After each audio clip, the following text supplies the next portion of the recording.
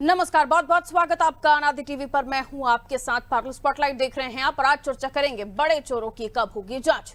अयोध्या में राम मंदिर चढ़ावा चोरी प्रकरण में एसआईटी की जांच पड़ताल में अब तक किसी बड़े पदाधिकारी पर कोई शिकंजा जो है नहीं कसा गया है।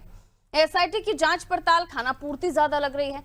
छोटे कर्मचारियों पर एक्शन लिया जा रहा है, उनके घर पर बुलडोजर चलाने की बात कही जा रही है, लेकिन सवाल वही है कि असली गुनहगार के गिरफ्तार तक एसआईटी के हाथ कब पहुंचेंगे। जो जांच हो रही है उससे इस देश की जनता संतुष्ट नहीं है। अयोध्या में भी वकीलों ने प्रदर्शन करके चंपत राय, अनिल मिश्रा, गोपाल राव सहित 4 बड़े लोगों के खिलाफ अर्जी दी है और मुकदमा दर्ज करने की मांग की जा रही है। उधर ट्रस्ट के पदाधिकारी भी एक दूसरे पर आरोप लगा रहे हैं। ट्रस्टी दिनेंद्र दास ने आरोप लगाया है कि ये सब पूर्व पदाधिकारी गोपाल राव की गलती है। इन आरोपों के बीच मूल मुद्दा वही है, एसआईटी की जांच में जिम्मेदार लोगों को बुक क्यों नहीं किया गया। अब यूपी सरकार ने एसआईटी का जो कार्यकाल है, यानी अभी जो टर्म बढ़ाया है, वो 15 दिन के लिए और बढ़ा दिया है। देखिए, 15 दिन के भीतर कुछ बड़े लोगों की कारनामों का पर्दाफाश होगा या फिर 2-4 छोटे और लोगों को पकड़कर खाना पूर्ति कर ली जाएगी। आज इन्हीं सवालों का जवाब तलाशने की कोशिश करेंगे, लेकिन उससे पहले इस पर कुछ रिएक्शन है, प्रतिक्रियाएं, वो आप सुन लीजिए। मसला ये नहीं है कि भाजपा कोई मुद्दा पसंद आ रहा है कि नहीं आ रहा है। मसला इस बात का है कि ये जो कलंक लगा है प्रभु राम के चंदे की चोरी का, डकैती का, ये कैसे धुलेगा। मसला इस बात का है कि जो 20-25 साल पहले चीजें हुई उनको आज आप कह के जस्टिफाई नहीं कर सकते कि साहब ये चंदा चोरी सही है, या 15,000 के 5 लोगों को पकड़कर आप उनको बचा भी नहीं सकते। ये जो आग लगी है इसकी थू-थू पूरी दुनिया में हो रही है। आपके पास बचाने के लिए चेहरा नहीं है। ये अलग बात है कि आप बेशर्म हैं, आपके सेहत पे फर्क नहीं पड़ता। ये अलग बात है कि आप इतने निर्लज हैं कि प्रभु राम का चंदा खा जाते हैं और उसके बाद भी हंसते हैं और उसको जस्टिफाई करने की कोशिश करते हैं। इसी आने वाले कुछ दिनों में जनता अब आपकी तरफ से पीठ करके बैठ जाएगी, आपको देखेगी नहीं। देखिए, अयोध्या में प्रभु श्री राम मंदिर के अंदर जो चढ़ावा और चंदा चोरी का काम हुआ है, उसको लेकर पूरे देश के अंदर कहीं न कहीं एक आक्रोश है। लोग भारतीय जनता पार्टी की सरकार से खासे नाराज हैं और इस पाप को छुपाने के लिए भारतीय जनता पार्टी ने वहां पर एसआईटी का गठन किया है, जो कहीं न कहीं असंवैधानिक है। पहले एफआईआर दर्ज होनी चाहिए थी, उसके बाद एसआईटी गठन करके और जांच करनी चाहिए थी। लेकिन स्वयं एसआईटी भी विवादों के घेरे में है और मुख्यमंत्री योगी आदित्यनाथ जी ये चाहते हैं कि एसआईटी के माध्यम से जो छोटी मछलियां हैं उनके ऊपर छोटी मोटी कार्रवाई करके इस मामले का पटाक्षेप कर लिया जाए, लीपापोती कर लिया जाए। लेकिन उत्तर प्रदेश सहित पूरे भारतवर्ष की जनता देख रही है, जान रही है और समझ भी रही है। विपक्ष मुझे लगता है कि न उसके पास दृष्टि है, न वो सुन सकता है, न देख सकता है। एसआईटी गठित है, 8 लोग गिरफ्तार होकर के जेल के सीख चुक पीछे है, पूछताछ उनसे हो रही है, तथ्य सामने आ रहे हैं। एसआईटी की समय सीमा इसलिए बढ़ाई गई ताकि पूरे मसले का एक एक जो सच है वो बाहर निकल आवे और जो दोषी हों उनको सख्त से सख्त सजा हो सके। तो सच को बाहर लाने के लिए एसआईटी को 15 दिन का समय और दिया गया है। अब 15 दिन में कौन से वो बड़े नाम होंगे जिनके कारनामे आप सुनेंगे, कैसे उन्होंने भगवान राम के चढ़ावे में सेंधमारी की है, और साथ ही साथ सीधा सवाल यही कि राम के दरबार का गुनहगार आखिर कौन। मिलियन मेहमानों से जो हमारे साथ चर्चा में जुड़ रहे हैं, आगे सवाल उन्हीं से। संजय तिवारी जी भारतीय जनता पार्टी से हमारे साथ जुड़ रहे हैं, शुभांगी द्विवेदी जी समाजवादी पार्टी प्रवक्ता हमारे साथ जुड़ेंगी, डॉक्टर एचएन उपाध्याय जी कांग्रेस प्रवक्ता हमारे साथ जुड़ेंगे। तो देखिए, सभी मेहमान जुड़ गए हैं। मैं संजय तिवारी जी आपकी तरफ बढ़ रही हूँ। सीधा सवाल यही है सर, दान पर डाका किसने डाला है, सिस्टम में सेंधमारी किसने की है, और अगर एसआईटी अभी तक जो काम कर रही है उसमें भी किसी बड़े नाम पर एफआईआर दर्ज होने की बात अभी तक नहीं आ रही है, और विपक्ष की तरफ से मांग की जा रही है कि आप एफआईआर कब करेंगे, क्योंकि ये जिन छोटी मछलियों को आपने पकड़ा है ये नाकाफी है सर।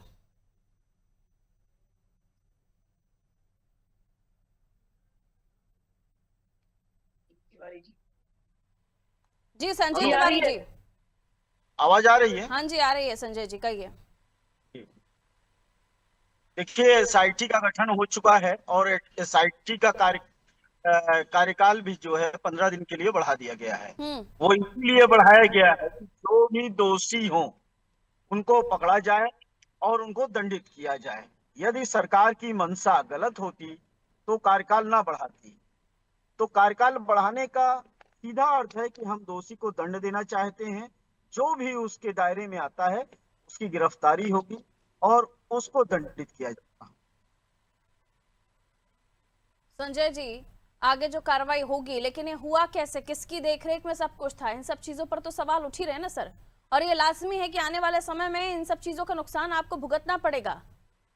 देखिए, वो सरकार के कोई व्यक्ति नहीं थे, वो ट्रस्ट अपने आप में स्वतंत्र है। लेकिन और गैर भी तो नहीं थे ना सर।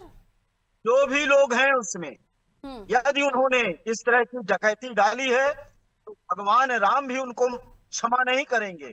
और भारतीय जनता पार्टी ने तो एक लंबी लड़ाई उस राम मंदिर के लिए लड़ी थी और आज भव्य राम मंदिर बन के तैयार है। और यदि किसी ने उस पर डाका डाला है तो उसको दोषी सिद्ध किया जाएगा और उसको कानून के माध्यम से सजा भी दिलवाई जाएगी। छोटे नामों पर कार्रवाई होकर अब तक खानापूर्ति की गई है। 15 दिन में क्या कोई बड़े नाम हमें सुनाई देंगे, या फिर यहाँ पर भी आप किसी छोटे नामों को लेकर ये मामला रफा दफा किया जाएगा? कोई बड़ा छोटा नहीं है। जो भी इसमें दोषी है, दोषी को दंड मिलेगा। ये सरकार की मंशा है। ठीक है उपाध्याय जी, आप क्या कहना चाहेंगे? सरकार की मंशा है कि जो भी दोषी होगा उसे सलाखों के पीछे भेजा जाएगा, लेकिन इस पर विपक्ष के जो आरोप हैं वो सबके सामने है कि जो कार्रवाई हो रही है वो खानापूर्ति हो रही है। क्या लगता है आपको, एसआईटी आगे 15 दिन जांच करेगी तो नाम आएंगे सामने? जी पारुल जी, आप याद करिए, पूरी देश की जनता याद कर रही है, जब संसद में प्रधानमंत्री मोदी जी ने कहा था कि राम जन्मभूमि तीर्थ ट्रस्ट का सुप्रीम कोर्ट के आदेश पर हम गठन कर रहे हैं जो स्वतंत्र होगी। 12 सदस्यों गठित हो गए। बाद में उन्होंने ये विशेष चंपत राय जी और अनिल मिश्रा जी और गोपाल राव जी को उन्होंने बाद में नियुक्त किया। अपना साठ गांठ कर लिए, तब इन 3 लोगों को नियुक्त किया कि आपको ऐसे ऐसे काम करना है, ऐसे ऐसे लूट मचवाना है। जनता यही सोच रही है। इन लोगों पर कब कार्रवाई होगी? प्राण प्रतिष्ठा हो, शिलान्यास, उद्घाटन हो मंदिर का, ध्वजारोहण हो, सबको बाहर कर दिया प्रधानमंत्री जी ने केवल अपना चेहरा दिखाने के लिए। जो गठित हुई कमेटी, उसमें बाहर साधु संत या शंकराचार्य आदि लोगों को बाहर कर दिया गया। क्या सोचकर बाहर कर दिया गया? इससे पता चलता है कि ये लूट का इनका पहले से इंतजाम हो गया था और जिनको उन्होंने नियुक्त किया उन्होंने अपना काम किया। मोदी जी, अमित शाह, आरएसएस चीफ, इन लोगों को खुश करने के लिए। तो उन जिम्मेदारियों से वो लोग कब बचे? क्या एसआईटी जांच प्रधानमंत्री अमित शाह जी और मोहन भागवत की जांच करेगी क्या? आप बताइए, क्या जांच करेगी? आप बताइए, चंपत राय जी हो, अनिल मिश्रा जी हो, सब लोग। अब सीसी कैमरा जो है इतना लगा हुआ था, सैकड़ों के रूप में 1600 कितना और 400 सुरक्षा कर्मी निजी चंपत राय जी के लगे थे। करोड़ों रुपए का, 12 करोड़ सालाना का भुगतान हो रहा था मंदिर ट्रस्ट के पैसे, आम जनता के पैसे से, जो बिहार के सांसद बीजेपी के रहे हैं, उनकी कंपनी है। तो ये लोग क्या कर रहे थे? ये लोग देखे नहीं क्या? सब देखा हुआ है, सब छिपाया जा रहा है। एसआईटी का गठन केवल ध्यान भटकाने के लिए किया जा रहा है। 90 से अधिक एसआईटी गठित हुई, उसकी जांच जो हुआ पता चला आज तक नहीं आया। इसका भी यही होगा, छोटे मोटे लोगों को पकड़कर बड़े लोगों को बचाया जा रहा है। निश्चित रूप से इसका दंड भगवान राम ही देंगे। जैसे इनको सत्ता में लाया था, इन्होंने दिग्भ्रमित करके आम जनता को, जबकि हम लोग आम जनता 12-14 करोड़ 20 करोड़ तो जानती ही कि ये लोग जो है लूट के लिए है। जैसे पीएम केयर फंड है, पीएम केयर फंड का आज तक जांच हुई? क्या पता चला कितना पैसा है, कितना जो है आम आदमी है उससे जुड़े हुए लोगों को जो देने की बात हुई? जहां इनको लूट करना होता है इसको आरटीआई से और जांच से बाहर कर देते हैं।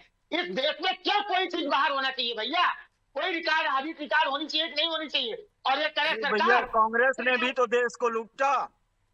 अरे हम नहीं लूटे यार, कांग्रेस ने लूटा तो इसीलिए जनता ने। अभी तिवारी जी शांत रहिए, शांत रहिए, शांत रहिए, जवाब मिलेगा, जवाब मिलेगा। मारकर बाहर कर दिया कांग्रेस को, ऐसे नहीं किया, इसी लूट के कारण किया। बारी बारी से अपनी बात रखिए। सुनिए तिवारी जी, शुभांगी जी का कैमरा आपने फोन किया, महमूद गजनवी जी को ओके, अच्छा ईमानदारी से ये बताइए, जनता हम वर्तमान में देख रहे हैं। शुभांगी जी, अब बात ईमानदारी का से ये फोन बताइए, हिलेगा तो आप फिर राहुल दिक्कत हो गांधी जाएगी। नहीं शामिल है। ठीक है, रुक जाइए, हम एक अच्छी चर्चा कर लें, सार्थक चर्चा हो जाए। दर्शन को आएंगे। सरकार अपने को अलग कर सकती है। आपके नेता राहुल गांधी राम मंदिर दर्शन को क्यों नहीं आए अब तक?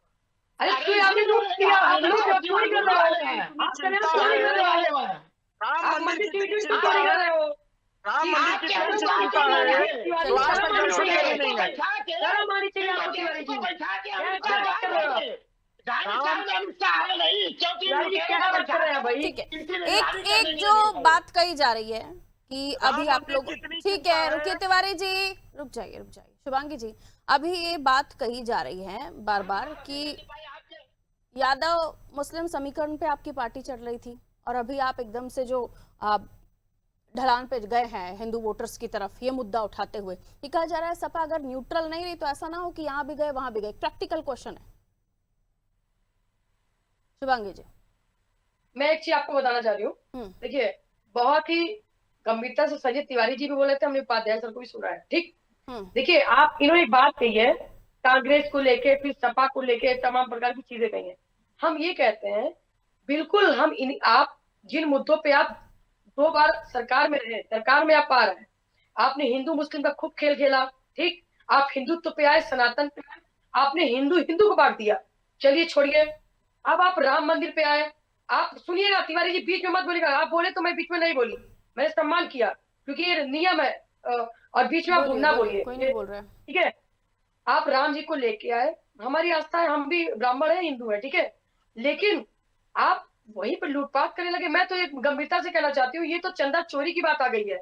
और देख रही है, गरीब से गरीब, अमीर से अमीर, जिसने 500 रुपए भी दान दिए उसकी रसीद कटी, जिसने 5 करोड़ भी दान दिए अब वो भी सवाल पूछ रहा है, उसकी भावनाओं को आहत हुई, इसकी भावनाएं आहत हुई है कि हमने तो राम जी के नाम पे भवन निर्माण में आहत सभी की भावनाएं हुई हैं, और ये बीजेपी और ये विषय भी इतना गंभीर है जिसकी ऑडिट को लेकर बात सामने आ रही है। अब इसका बैंक ऑडिट और तमाम चीजें, मेरा सवाल ये था मैडम कि हिंदू करते करते आप अपना मेन जो कोर मुस्लिम वोट बैंक है वो ना खो दें, इसलिए कहा जा रहा है तराजू के पलड़े बराबर रखिए। एक प्रैक्टिकल क्वेश्चन पूछ रही हूँ मैं आपसे।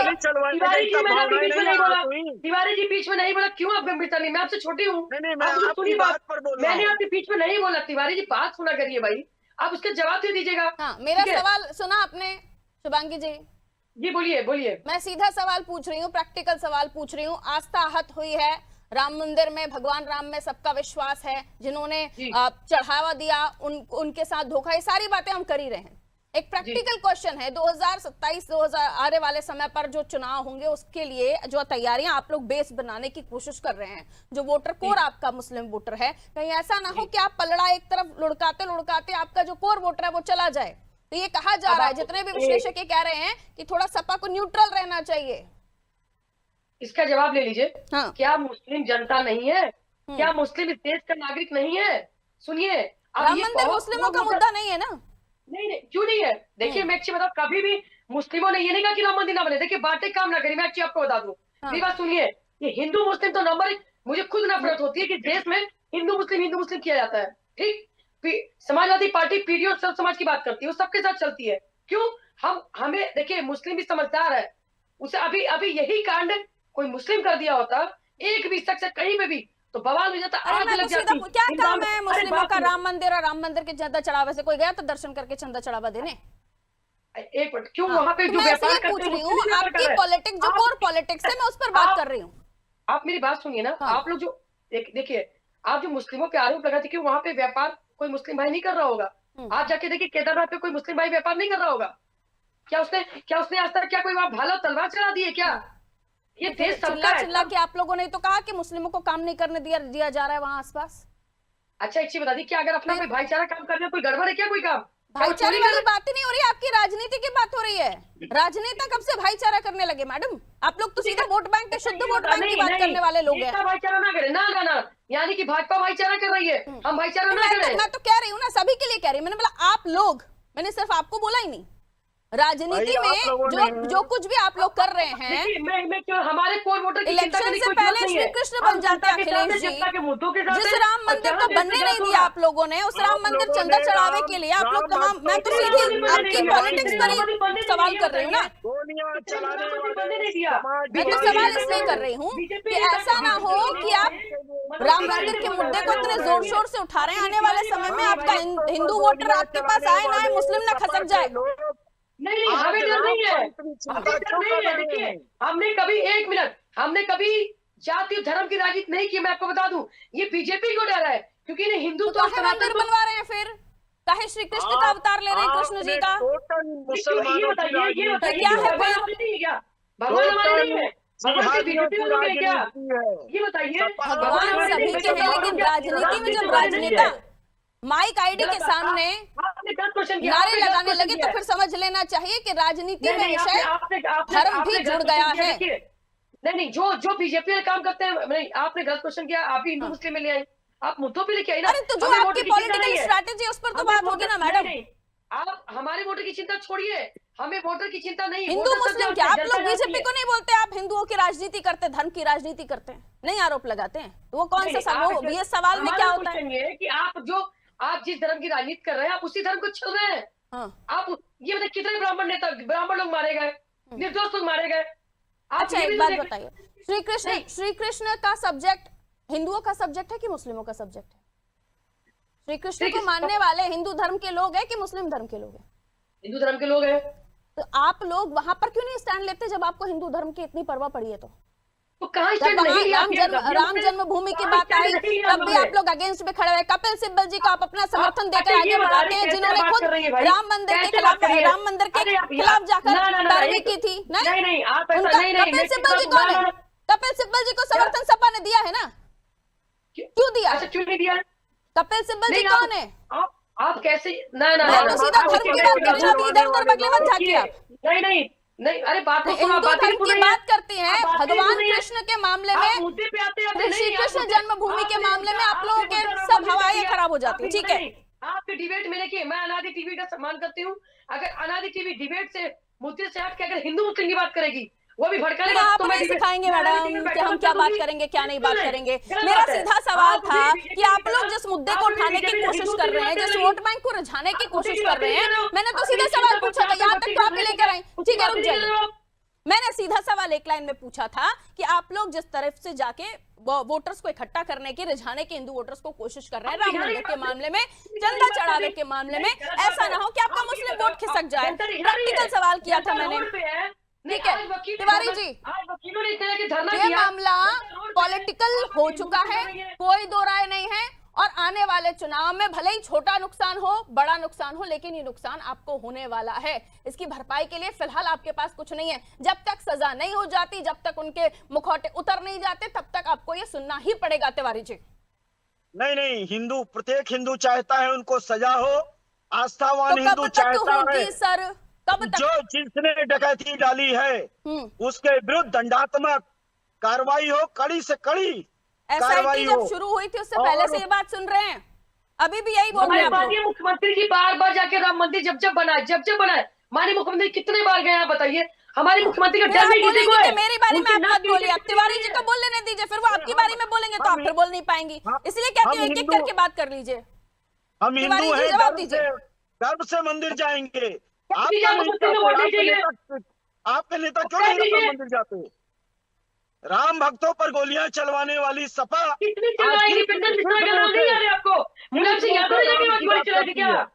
हाँ, गोली नहीं चलाई। आप लोग एक शब्द बोलते हो आप लोग। राम भक्तों जाके बैठ के सच्चाई पता करिए। दीपेंद्र मिश्रा का नाम क्यों नहीं लेते? दीपेंद्र मिश्रा कहाँ गए? दीपेंद्र मिश्रा का नाम क्यों नहीं लेते आप? मुलायम सिंह यादव के ट्रेन आपके प्लेटफॉर्म पे आ गई है तिवारी जी, अब आपकी गाड़ी वहीं अटक गई है, रुक जाइए। राम की बात करें, उसे पिछले की सत्ता मिल जाए, हिंदू आपको वोट नहीं देगा। तो राम मंदिर को क्यों नहीं सुरक्षित रख रहे हैं आप? ठीक है, उपाध्याय जी राम मंदिर हमने बनवाया, अभी ट्रेन एक ही जगह तिवारी जी की रुक गई है, और यहाँ शुभांगी जी भी नहीं बता पा रही हैं कि आने वाले समय में आप लोगों का अगर इसी रणनीति के साथ गए तो आप मुस्लिमों को कैसे खुश कर पाएंगे। रुक जाइए, हम सब समाज के नहीं गलत बात है। केजरीवाल जी गए बढ़िया, जाकर उन्होंने कहा पहले मेरी नानी बोलती थी यहाँ मस्जिद है, अब वो जाके बोलते हैं कि यहाँ चंदा चढ़ावे में चोरी हुई है, राम मंदिर में आस्था है मेरी, मुझे बहुत दुख हुआ, XYZ। उसके बाद लगा कि एक एक करके अब जो सब है उनकी आस्था भी दिखने लगेगी, वो दिखने लगी। सवाल यह है कि जो अब तक राम मंदिर नहीं जाने की बात कर रहे थे, अब वो चंदा चढ़ावी चोरी के मामले में इतना दुखी क्यों हैं उपाध्याय जी? और इसीलिए पूछा जा रहा है कि क्या जिस रणनीति से, जिस पॉलिटिकल टॉप, अरे शुभांगी जी प्लीज कंटिन्यू मत बोलिए मैडम, मैं उपाध्याय जी से सवाल ले रही हूं, आप कंटिन्यू बोले जा रही हैं, आपका नाम ही नहीं लिया मैंने। उपाध्याय जी बताइए, ये मामला यूं ही चलता रहा, नुकसान तो बीजेपी को होना है जब तक ये पूरा क्लीन नहीं हो जाता कि किसने किया, क्या किया और उसको क्या सजा होती है ना? लेकिन ये भी तो पूछा जाएगा कि अब तक आपकी रणनीतियां जो थी उसमें एकदम से परिवर्तन क्यों आया? पारुल जी जी देखिए, हमने किसी के बीच में बोला नहीं, नियम ये कहता है बिल्कुल, हमारे बीच आप में बिल्कुल बोलिए सर। संजय जी नहीं बोले। हाँ, आप अपनी बात रखें। पारुल जी, आप एक बात कह रही थी कि जैसे संजय तिवारी जी कह रहे थे कि राम भक्तों की गोली चलवाई, गोली तो दीपेंद्र मिश्रा जी ने चलवाई, उनको तो ट्रस्ट का मुखिया आपने बनवाया, लूट का मुखिया बनवाए हुए थे। उसके बाद क्या भगवान या शंकराचार्य जी हिंदू भक्त राम भक्त नहीं है? उनको सड़क पर घसीटा गया, किसने घसीटा सड़क पर? बटुकों की चोटी किसने खींची? कुंभ में कितनी हत्याएं हुई, कितनी मारी गई, लाखों का पता नहीं चला, ये तो अभी हम लोग देख रहे हैं ना। तो दूसरी बात आपने कहा कि ये सरकार कैसे दोषी है। देखिए, इस ट्रस्ट में केंद्र सरकार के भी IAS अधिकारी, प्रदेश सरकार के भी IAS अधिकारी, अयोध्या के DM भी है, तो क्या सरकार कैसे बच सकती है इससे? ये लोग क्या कर रहे थे? वो लोग क्या आंख मूंदे हुए थे या समर्थन कर रहे थे? मुख्यमंत्री जी हर महीने वहां जाते हैं, तो क्या इस पर उनकी जिम्मेदारी नहीं बनती थी? ये मुद्दा बहुत पहले चल रहा है, जब वहां 2 करोड़ की जमीन 18 करोड़ में बेची गई, तभी से ये मुद्दा उजागर हो गया, लेकिन इसको हिंदू विरोधी, राम विरोधी कह करके विपक्षी नेताओं को शांत करा दिया गया, कराने का प्रयास किया गया। लेकिन मुख्यमंत्री जी या केंद्र की सरकार मोदी जी ने उस पर कार्रवाई की नहीं। 10 मिनट में 2 करोड़ की जमीन 18 करोड़ में बिक गई, ये चोरी नहीं हुई। लोग ऐसा करना उठा, जब पानी सर के ऊपर चला गया और भगवान राम ने कहा, अच्छा राहुल जी, राम मंदिर जाएंगे? केजरीवाल जी तो मन आहत है, दुखी हूँ मैं, आत्मा मेरी दुखी है, क्या क्या चले गए मंदिर? अभी राहुल जी का जाने का प्लान है? राहुल जी राम मंदिर जाने से क्या दिक्कत है राहुल जी को? कोई दिक्कत है? अच्छा, हमारे तिवारी जी आप फिर बोले लगे। कहिए, बहुत लिमिटेड टाइम है सर, एक लाइन में बात कह दीजिए अपने उपाध्याय जी, क्या दिक्कत है? पारुल जी, हमारे प्रदेश अध्यक्ष एक पति नंबर परसों नहीं, मैं राहुल जी के बारे में पूछ रही हूँ। राहुल जी मानते नहीं है कि राम जी को, भगवान राम में आस्था है ना? आज उन्हीं के चंदा चोरी के आरोपों को लेकर आप प्रदर्शन और नारे लगा रहे हैं ना? मैं पूछ रही हूँ तिवारी जी, सिंपल क्वेश्चन, एक वन लाइनर ये है कि आप भगवान राम में राहुल जी भी आस्था रखते हैं, भगवान राम के चंदे चढ़ावे मामले में, चोरी मामले में राहुल जी भी बड़े आहत हैं, तो इस मंदिर से क्या दिक्कत है? क्यों नहीं रखेंगे? राहुल जी ने क्या कहा कि भगवान राम सत्य नहीं, मैं पूछ रही हूँ वहां तक देरी तक जाने के लिए, धोख करने के लिए, मत्था टेकने के लिए भगवान राम के सामने राहुल जी को क्या दिक्कत है? अच्छा बताइए आप, राहुल जी का सत्य, निष्ठा, ईमानदारी, उनका देश के जनता के प्रति, विदेश जा सकते हैं, मंदिर तक नहीं जा सकते, सारी आस्थाओं की बात करने आप ही लोगों को भेज दिया जाता है क्या? ठीक है, समय इतना इजाजत देता है कि राम मंदिर विपक्ष के नेताओं का ना जाना, इसके पीछे भी वजहें हैं और वो आप भली भांति जानते हैं, क्योंकि राम मंदिर निर्माण से पहले जो लड़ाई बीजेपी ने लड़ी है और जिनके साथ विपक्षी नेता खड़े दिखाई दिए हैं, ये तो खैर सभी जानते हैं। लेकिन आज की तारीख में बड़ा दुख, दर्द, पीड़ा और आंसू निकल रहे हैं विपक्ष के नेताओं के। केजरीवाल जी के तो निकल भी गए, वो तो पहुंच ही गए वहां पे, अभी धीरे धीरे बाकी नेताओं के भी दर्द, दुख, पीड़ा सब सामने आ रही है। चंदा चढ़ावा मामला जो है, राम मंदिर चढ़ावा चोरी मामला, इसमें जो भी हो बख्शे नहीं जाने चाहिए। और सीधा इसको लेकर बीजेपी से सवाल इसलिए पूछे जा रहे हैं क्योंकि ये सारे लोग जो इस पूरे ट्रस्ट में मौजूद हैं, ये उन्हीं के पसंद के लोग हैं, RSS के पसंद के लोग हैं। और अगर ये सारे मामले इन्हीं पर ही आ रहे हैं, इस पूरे मामले में इन्हीं को ही शक शुबा इनके ऊपर ही हो रहा है, तो सवाल तो पूछे जाएंगे। और जब तक इनके चेहरे बेनकाब नहीं होते हैं, कौन से वो बड़े लोग हैं, बड़े नाम हैं, बड़े चोर हैं, जब तक उनके नाम सामने नहीं आते हैं, उनको बड़ी कड़ी सजा नहीं मिलती है, तब तक इस मामले में सवाल पूछे जाएंगे। और देश का, दुनिया का हर राम भक्त ये सवाल पूछेगा कि चंदा चोरी मामले में, चंदा चढ़ावा चोरी मामले में आखिर ये जो मामला सामने आया है इसमें कब तक गुनहगारों को सजा मिलेगी? धोखा उनके साथ हुआ है, उनकी आस्था के साथ हुआ है, इसलिए मामला गंभीर है। दीजिए इजाजत, नमस्ते।